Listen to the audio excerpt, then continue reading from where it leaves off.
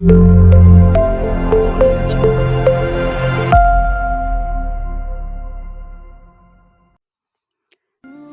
है दोस्तों Arcadian series की एक नई कहानी में।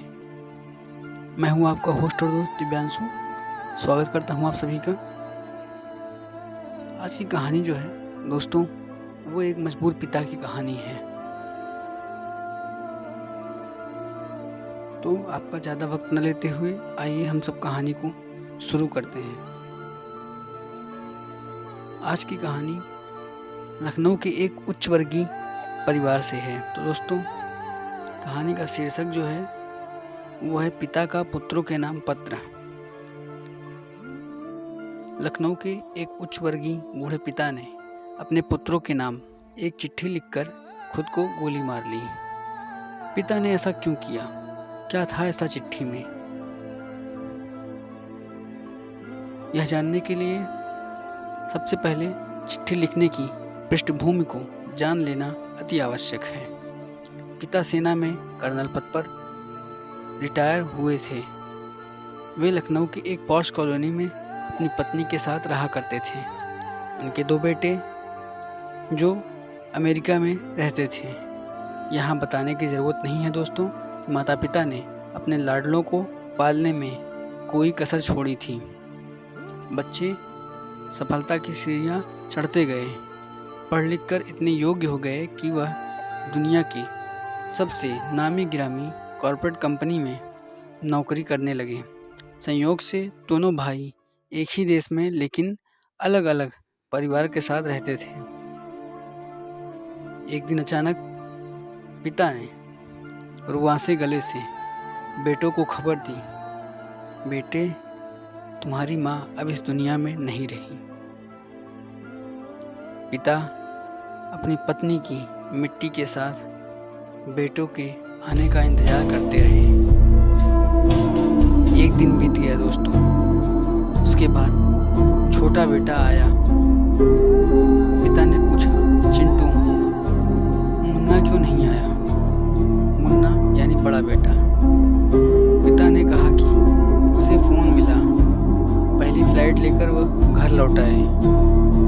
धर्म के अनुसार बड़े बेटे का आना आवश्यक है, इस वजह से फौजी ने जिद सी पकड़ ली थी।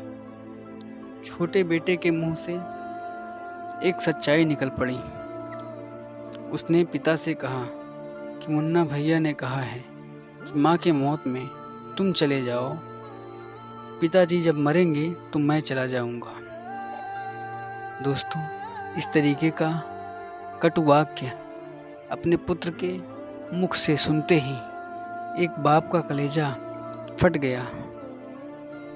वह शर्म से पानी पानी हो गया। समाज में उसकी इतनी इज्जत थी, इतनी बात सुनते ही वह खुद को बहुत गिरा हुआ महसूस करने लगा। कर्नल साहब ये सब सुनकर कमरे के अंदर चले गए। खुद को कई बार संभाला, फिर उन्होंने चंद पंक्तियों के साथ एक पत्र लिखा जो कि दोस्तों इस प्रकार था। प्रिय बेटों, मैंने और तुम्हारी माँ ने तुम लोगों को बहुत ही लाड प्यार से पाला पोसा, दुनिया के सारे सुख दिए, बेहतरीन शिक्षा दी, अच्छी से अच्छी जगहों पर तुमको पढ़ाया लिखाया। जब तुम्हारी माँ अंतिम सांस ले रही थी तो मैं उसके पास था। वह मरते वक्त तुम दोनों को अपने पास देखना चाहती थी।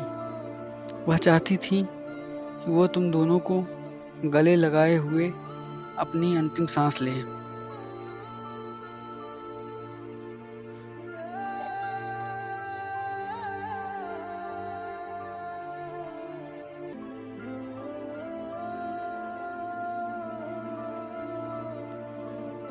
बेटों, उसकी मौत के बाद उसकी लाश के पास तुम लोगों के लिए इंतज़ार करने के लिए मैं था। मेरा मन कर रहा था कि तुम लोग झूठा ही सही ढांढस बनाने के लिए मेरे पास होगे, किंतु मेरी मौत के बाद मेरी लाश के पास तुम लोगों का इंतज़ार करने के लिए कोई नहीं होगा। सबसे बड़ी बात यह है कि मैं नहीं चाहता कि मेरी लाश का क्रियाकर्म करने के लिए तुम्हारे बड़े भाई को आना पड़े। इसलिए सबसे अच्छा यह है कि अब जब तुम आ ही गए हो तो अपनी माँ के साथ मेरा भी अंतिम संस्कार करके ही जाना। मुझे जीने का कोई हक नहीं, क्योंकि जिस समाज ने मुझे जीवन भर ये धन के साथ सम्मान भी दिया, मैंने समाज को असभ्य नागरिक दिए हैं। हाँ, अच्छा रहा कि हम अमेरिका जाकर नहीं बसे, नहीं तो सच्चाई दब ही जाती।